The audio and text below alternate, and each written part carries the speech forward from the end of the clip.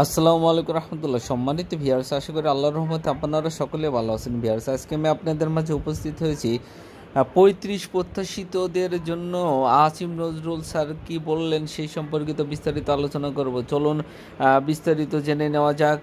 তবে বিস্তারিত জানতে আমার চ্যানেলের সাথেই থাকুন। ৩৫ প্রত্যাশীদের যা বললেন আসিফ নজরুল স্যার।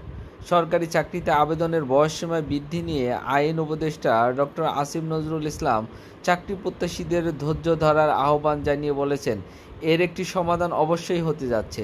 রোববার 15 সেপ্টেম্বর সচিবালয়ে ডক্টর আসিফ নজরুল ইসলামের সঙ্গে সাক্ষাৎ করেন ছাত্র জনতা জোটের প্রধান সমন্বয়ক মোয়াজ্জেম মিয়াজি। সাক্ষাৎ শেষে সন্ধ্যায় গণমাধ্যমে পাঠানো এক বিবৃতিতে মোয়াজ্জেমেল মিয়াজি বলেন, সরকারি চাকরিতে আবেদনের বয়সসীমা বৃদ্ধি নিয়ে আইন উপদেষ্টা ডক্টর আসিফ নজরুল ইসলামের বিস্তারিত আলোচনা হয়েছে। ছাত্র জনতা জোটের প্রধান সমন্বয়ক মোয়াজ্জেমেল মিয়াজি জানান, আসিফ নজরুল বলেন, এই বিষয়টি নিয়ে এরই মধ্যে উপরের মহল সবার অবগত এবং কাজ চলমান।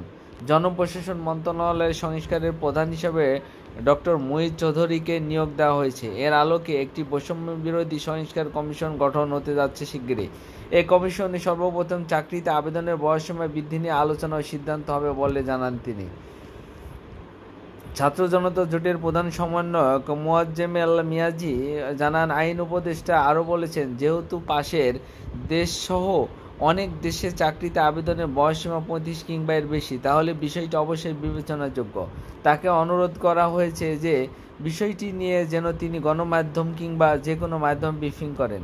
আমরা আরও অনুরোধ করেছি, কমপক্ষে একটি স্ট্যাটাসের মাধ্যমে আসিফ নজরুল যেন জানিয়ে দেন, যাতে সবাই বিষয়টি নিয়ে আশ্বস্ত হতে পারেন।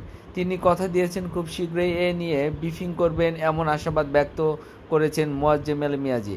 চাকরি প্রত্যাশীদের উদ্দেশ্য করে আসিফ নজরুল আরও বলেন, তোমরা অনেকদিন আন্দোলন করেছ সময় বাড়ানো নিয়ে, এখন এত ধৈর্য হারা হলে চলবে না, ধৈর্য ধরতে হবে। এর একটি সমাধান অবশ্যই হতে যাচ্ছে।